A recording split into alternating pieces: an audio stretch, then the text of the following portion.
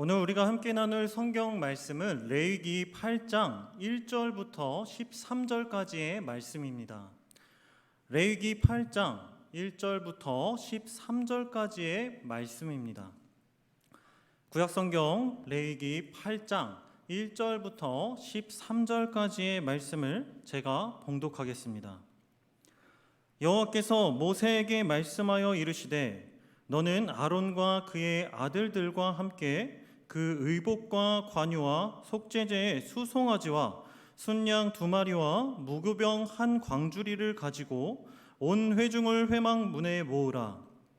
모세가 여호와께서 자기에게 명령하신 대로 하매 회중이 회막 문에 모인지라. 모세가 회중에게 이르되 여호와께서 행하라고 명령하신 것이 이러하니라 하고 모세가 아론과 그의 아들들을 데려다가 물로 그들을 씻기고 아론에게 속옷을 입히며 띠를 띄우고 겉옷을 입히며 에봇을 걸쳐 입히고 에봇의 장식띠를 띄워서 에봇을 몸에 메고 흉패를 붙이고 흉패에 우림과 둠밈을 넣고 그의 머리에 관을 씌우고 그 관 위 전면에 금패를 붙이니 곧 거룩한 관이라. 여호와께서 모세에게 명령하신 것과 같았더라.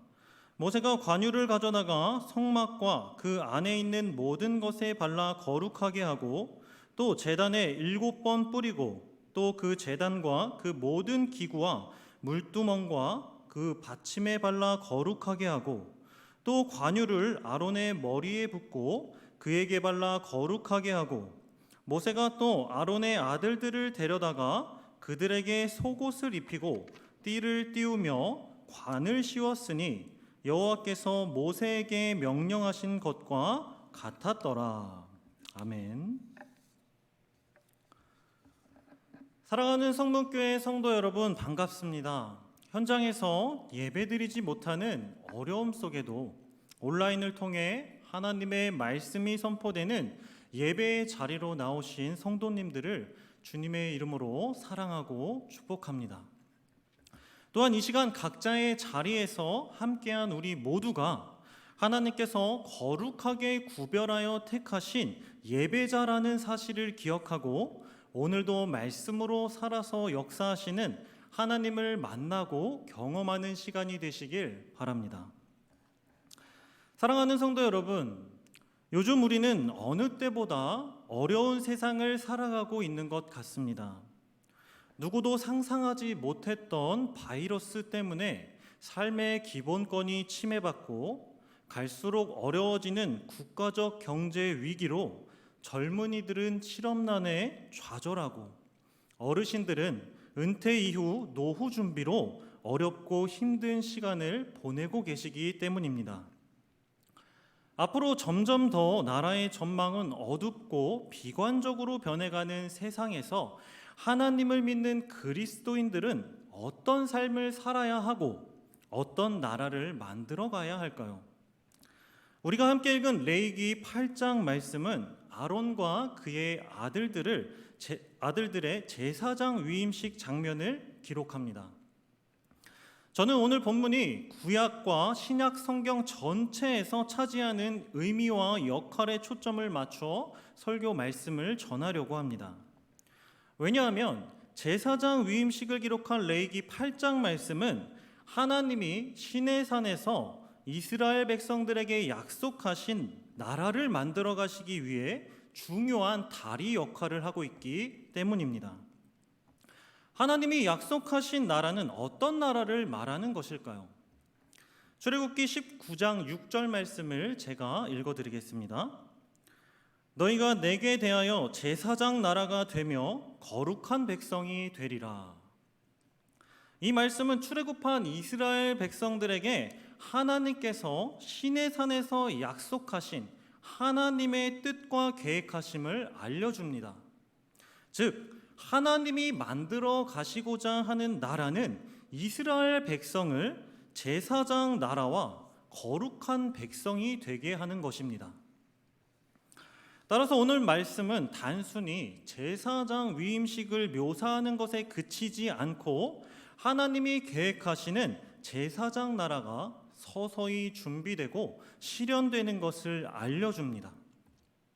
레위기 8장 4절 말씀에 모세가 여호와께서 자기에게 명령하신 대로 하매 라는 말씀으로 보아 이 위임식을 주관하시고 계획하시는 분이 하나님이라는 것을 확인할 수 있습니다. 그 사실을 더욱 뒷받침해주는 근거는 레위기 8장 말씀 전체에서 여호와께서 명령하신 대로라는 말씀을 7번이나 기록하고 있는 것입니다.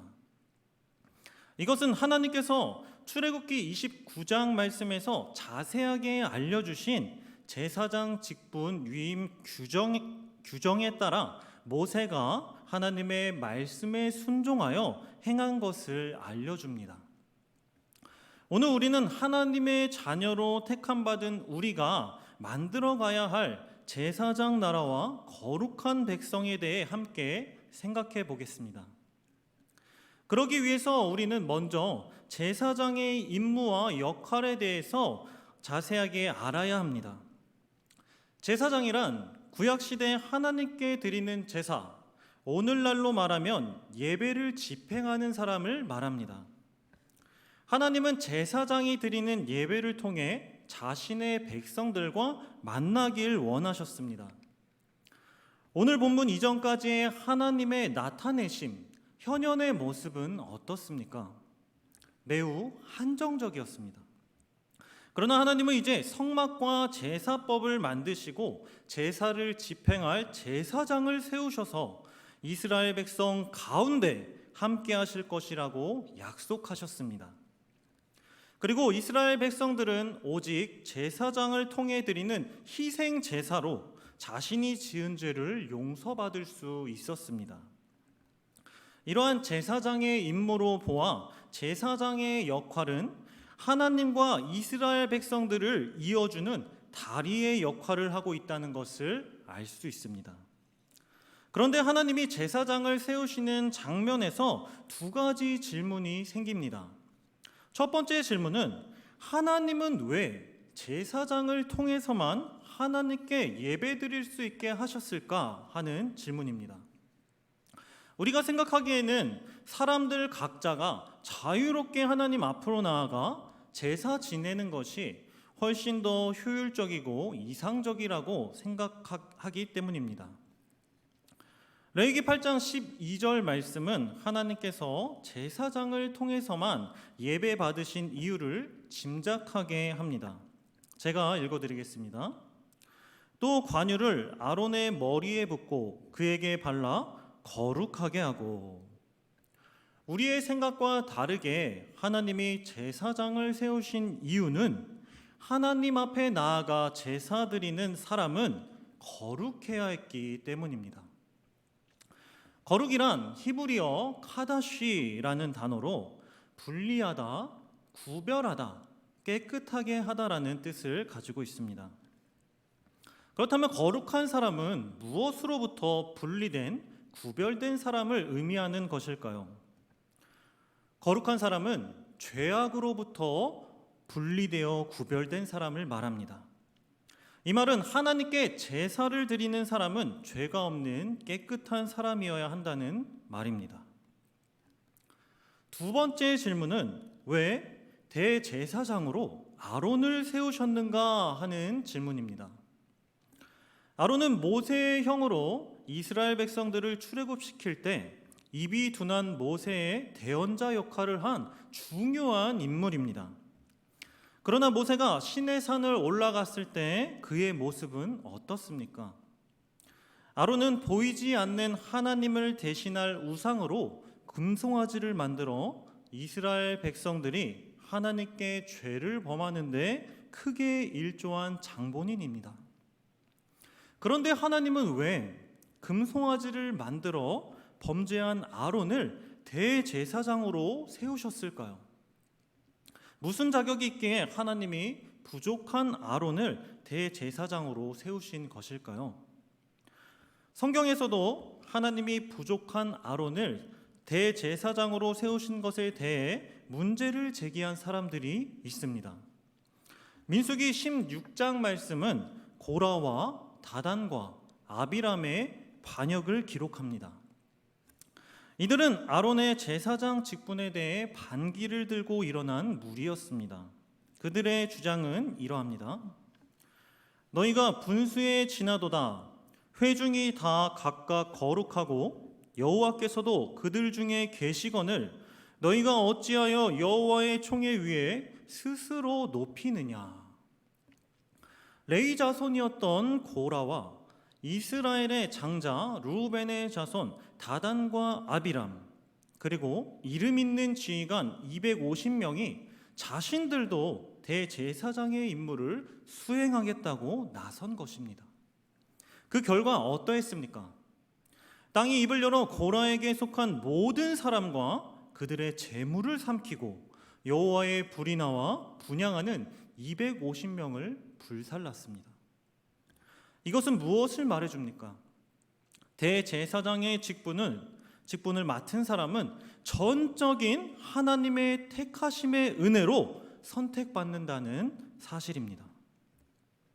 지금까지 살펴본 두 가지 질문에 답해보면서 우리는 제사장은 거룩하여 죄가 없는 사람이어야 하고 전적으로 하나님의 택하심을 받은 사람이어야 한다는 것을 알게 되었습니다.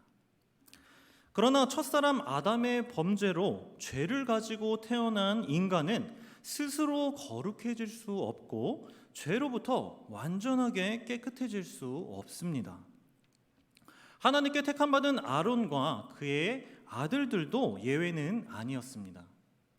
하나님은 이 문제를 어떻게 해결하셨을까요? 하나님은 죄를 가지고 있는 인간 제사장이 죄로부터 구별되고 거룩해질 수 있도록 모세에게 세 가지를 준비하라고 말씀하셨습니다. 레위기 8장 2절 말씀을 우리 함께 읽어보겠습니다. 레위기 8장 2절 말씀입니다. 시작. 너는 아론과 그의 아들들과 함께 그 의복과 관유와 속죄제의 수송아지와 순양 2마리와 무교병 한 광주리를 가지고. 하나님은 아론과 그의 아들들을 거룩하게 하시려고 의복과 관유, 속죄제를 위한 희생 제물들을 준비시켰습니다. 모세는 하나님의 명령대로 온 이스라엘 백성들을 불러놓고 준비한 세 가지를 가지고 제사장 위임식을 거행했습니다.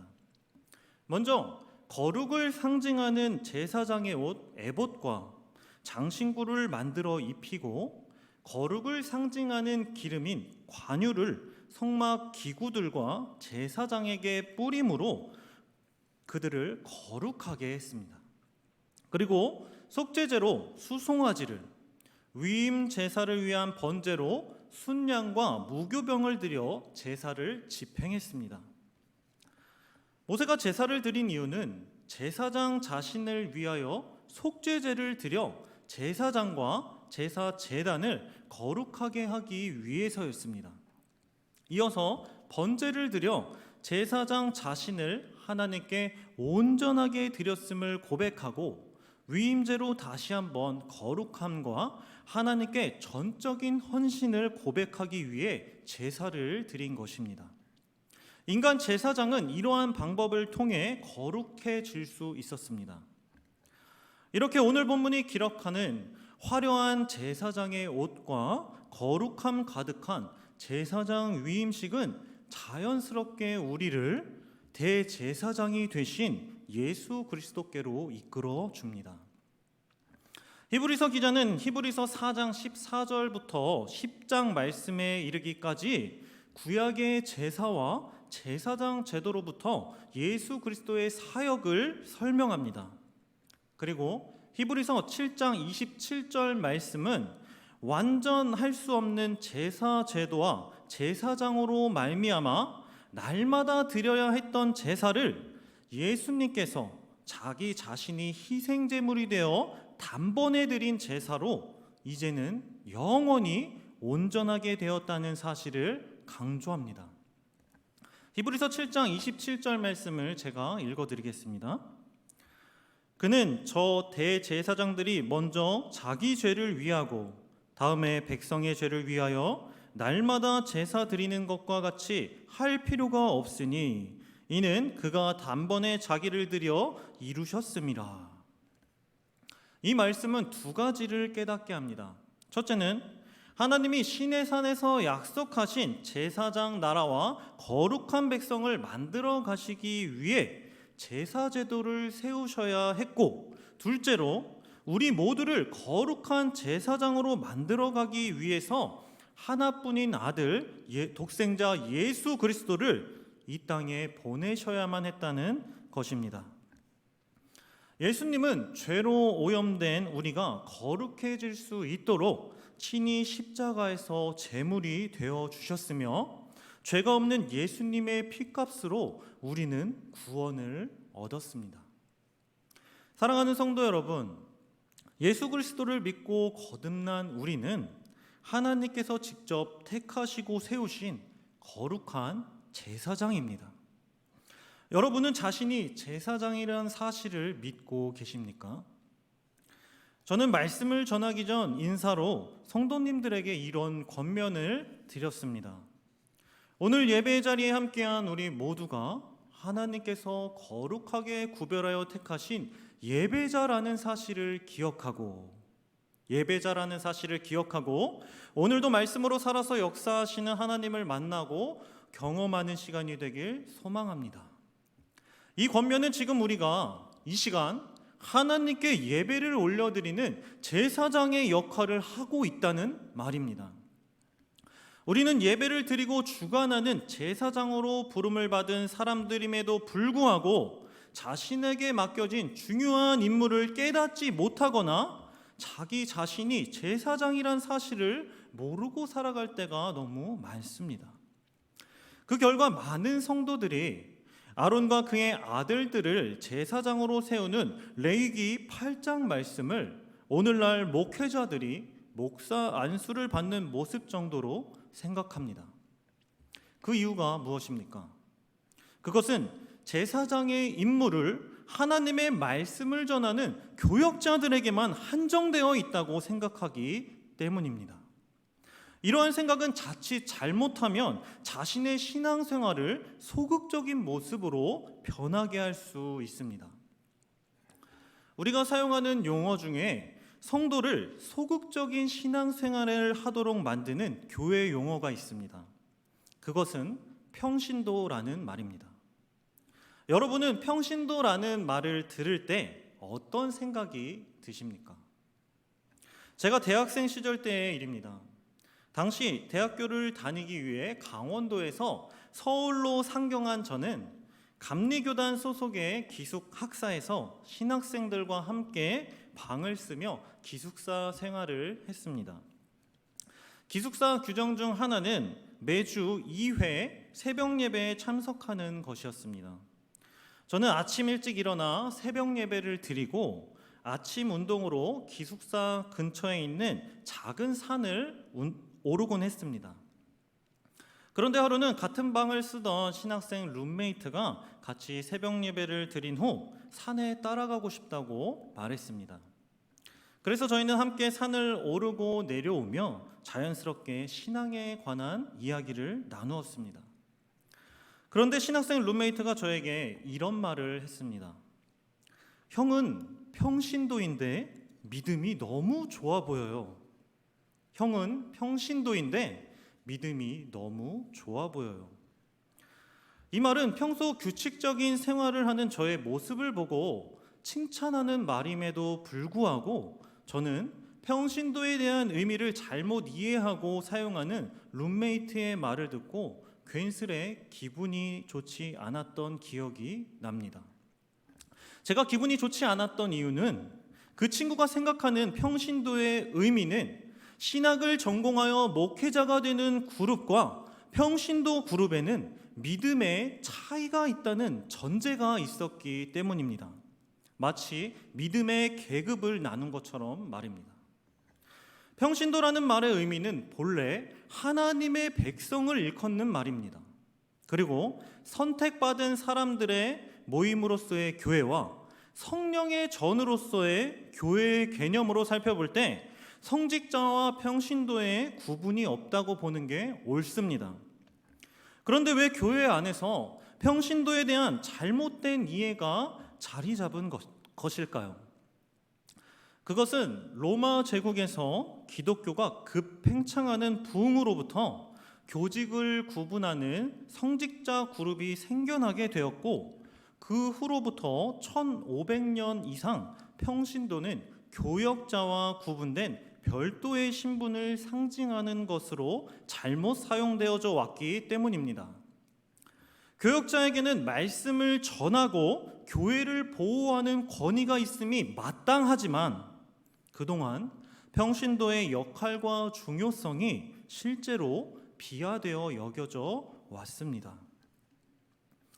평신도에 대한 이러한 잘못된 인식 때문인지 한국 교회의 존경받는 목회자였던 고 옥하는 목사님께서는 이런 책을 집필하셨습니다. 평신도를 깨운다. 이 책에서 옥하는 목사님은 이렇게 말씀합니다. 불행하게도 많은 교회에서 평신도가 잠을 자고 있다. 불행하게도 많은 교회에서 평신도가 잠을 자고 있다. 이 말은 설교 시간 성도들이 졸고 있다고 말하는 것이 아닙니다. 탁월한 평신도의 대부분이 교회 조직의 기능을 유지하는 데 필요한 소위 통상적인 봉사활동의 범주를 벗어나고 있지 못한다고 하는 것이며, 그 중에서 교회의 본질적인 사역에 직접 참여하고 있는 소수의 모범적인 평신도마저 교역자의 옷자락을 받들어주는 소극적인 시녀역에서 더 발전하지 못하고 있다고 말합니다. 이것보다 더 심각한 문제는 이와 같은 평신도의 역할마저도 극히 소수의 독점물이 되고 있고, 나머지 신자들은 그런 현상마저 아주 당연한 것으로 받아들이고 있다는 점이라고 말합니다. 사랑하는 성도 여러분, 우리는 잘못된 평신도의 인식에서 벗어나야 합니다. 이러한 모습이 회복되려면 우리 모두가 예수 그리스도로 말미암아 제사장 나라와 거룩한 백성이 되었다는 것을 마음속에 새겨야 합니다. 16세기 종교개혁자 마틴 루터는 종교개혁 당시 신자들에게 어떠한 계급도 없으며 하나님의 동등한 자녀임을 강조했습니다. 신자는 누구나 예수 그리스도를 고백할 때 하나님과 인간 사이에 제사장과 같은 인간 중보자 없이 거룩한 성도이며 동일한 하나님의 자녀라고 주장했습니다. 이 교리를 가리켜 만인 제사장 교리라고 부릅니다. 만인 제사장 교리는 예수 그리스도 앞에 모든 신자가 성도이며 평등하다는 개념으로 그리스도를 통하여 성령의 도움으로 하나님께 직접 예배하고 교통할 수 있다는 것입니다. 베드로전서 2장 9절 말씀은 그 사실을 확인시켜 줍니다. 제가 읽어드리겠습니다. 그러나 너희는 택하신 족속이요 왕같은 제사장들이요 거룩한 나라요 그의 소유가 된 백성이니 이는 너희를 어두운 데서 불러내어 그의 기이한 빛에 들어가게 하신 이의 아름다운 덕을 선포하게 하려 하심이라. 베드로전서 2장 1절부터 10장까지의 말씀은 우리가 왕같은 제사장과 거룩한 나라, 하나님의 소유가 될 수 있었던 이유를 설명합니다. 그 이유는 예수님께서 친히 하나님과 우리 사이에 모퉁이 돌이 되어 주셨기 때문입니다. 모퉁이 돌이 무엇입니까? 돌과 돌 사이를 연결하는 중요한 지지대 역할을 해주는 돌을 의미합니다. 아론과 그의 아들들이 거룩한 의복과 거룩한 관유, 속죄 제물로 거룩해질 수 있었다면 우리는 친히 모퉁이 돌이 되어주신 예수 그리스도로 인하여 죄로 막힌 담이 허물어지고 거룩하게 구별되고 연결되어 하나님의 앞으로 나아가 예배드릴 수 있게 된 것입니다. 그러므로 우리 모두는 거룩한 제사장으로 부름을 받은 사람들입니다. 아론과 그의 아들들이 이스라엘 수많은 백성들 중에 제사장으로 택함 받았듯이 세상의 수많은 사람들 가운데 우리는 제사장으로 택함받은 사람들입니다. 그것은 무엇을 의미합니까? 이스라엘 백성들이 제사장의 제사를 통해 자신이 지은 죄를 용서받을 수 있었던 것 같이 제사장이 된 우리를 통해 세상에 하나님을 알지 못하는 사람들이 자신이 죄인이라는 것을 깨닫고 하나님께로 나아올 수 있게 하는 모퉁이 돌의 역할과 임무를 가졌다는 것을 의미합니다. 저는 어려운 코로나 시국을 겪으면서 그럼에도 불구하고 하나님께서 우리에게 주신 은혜 한 가지를 발견할 수 있었습니다.